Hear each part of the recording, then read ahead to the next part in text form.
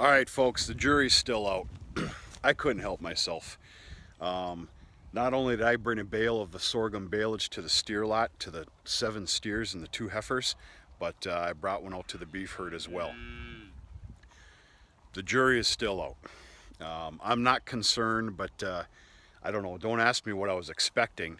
But the steer lot and those 2 heifers, they hate it. They are screaming mad. They want their corn silage. They're out. They were supposed to get some this morning. I'm not giving them any. They've got the baleage. They are mad. They've touched it. They played with it. They smelt it. They taste tested it. And it's not their corn silage. They're angry as all heck. Beef herd's a little bit different. I can already see it's going to take some getting used to here. Of course, you got some just chowing down. But there's others standing around. They know it's here, and they're just not impressed. My cheap excuse is why is going to be they've got fresh corn silage. The beef herd has had corn silage now since about 7:45 a.m. this morning. I'm going to say that they're all filled up full. They're kind of in relaxation mode now. That and it's just corn silage. The sorghum baleage is not going to compare to corn silage, but I understand that. I don't know. It's going to take some getting used to.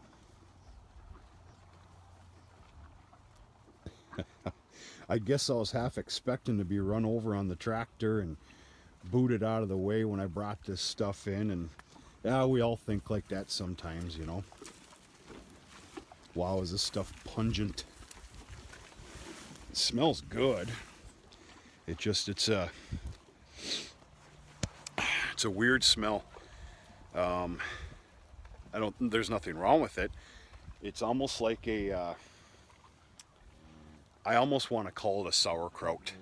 I really do. I, for one, like sauerkraut. This is going to get some taking used to, folks.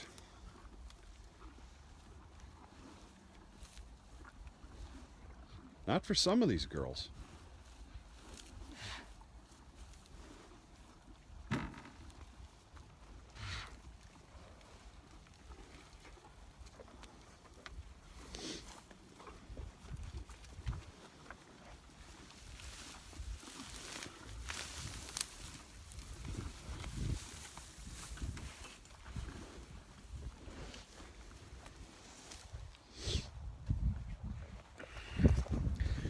I can tell you right now, and this is a big lesson learned not only for me, but some of you watching that are possibly looking at getting into this next year, because I know there was a handful of yous.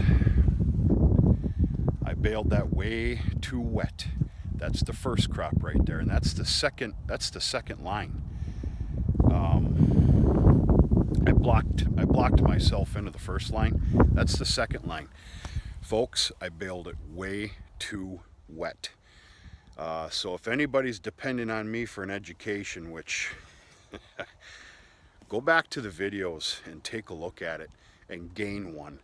I think I let that, and it wasn't the greatest weather either for dry down. I think I let that sorghum sit for it was better than 48 hours. Yeah, but it definitely wasn't 2.5 days. Right now I can tell you that I'd have to say that needs to sit for 3 solid days of good dry down weather. And I don't know, it's just it's a little too soupy, but what are you gonna do? All right, these bunch of pigs, they got their fresh corn silage this morning, and they're just destroying it like normal. You bunch of pigs.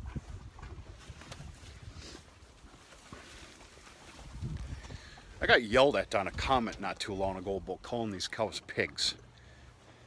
I think she was serious too. Whatever.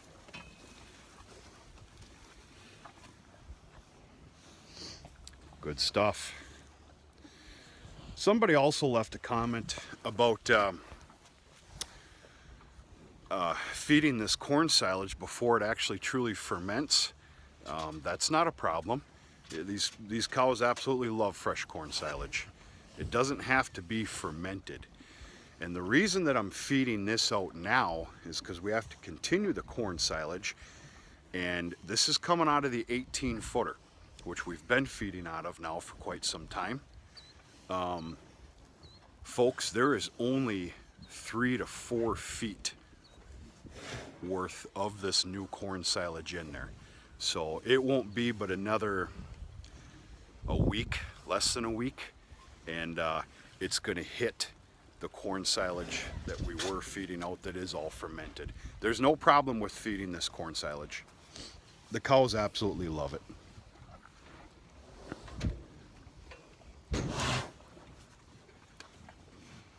Right?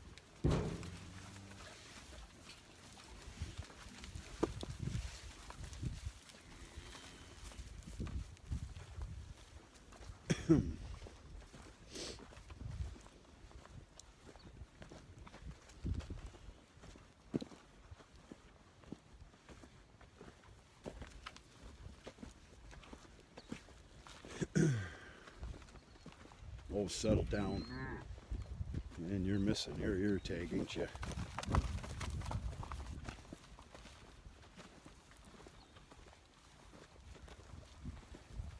Gonna take some getting used to, folks. It's okay. I remember when I fed Alfalfa Baleage for the first time. This cattle had never seen it, smelt it, dealt with it, or ate it. My heart sunk. I was almost crying. I wasn't crying. And it took them getting used to it. So I'm going to chalk this up to the same as Alfalfa Baleage. This is going to take some getting used to. I've said that 15 times now. I'm going to stop saying it. One of the new young heifers here that I brought in.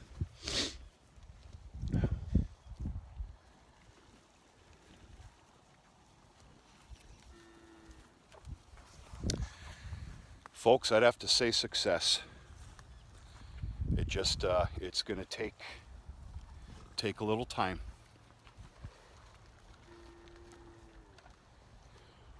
Wrap heavy. Wrap heavy.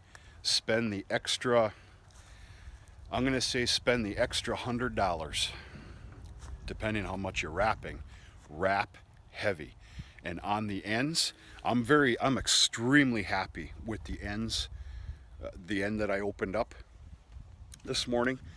I'm going to tell you something. I started a different practice this year. The ends, which you have to manually control wrapping, wrap them heavy as all heck till it makes you want to cry because of the waste of plastic. I believe that is why that row ended up turning out to be stellar towards the end there. Wrap heavy, and at the ends, heavy as all hell. Of course, if you're doing a inline bale wrap.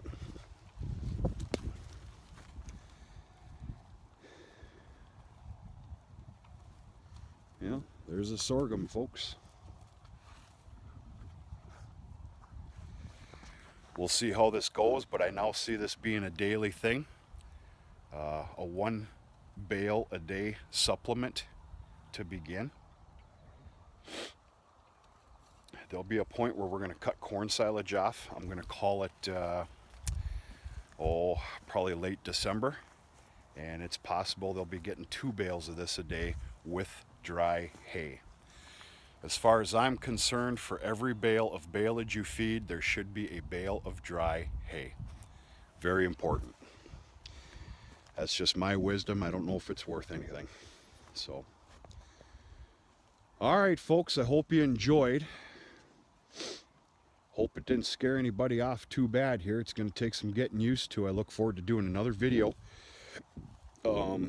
specifically on sorghum baleage, feeding it out within about another week or so. And I'm going to have to say that we're going to see a completely different story. I really am. cross your fingers.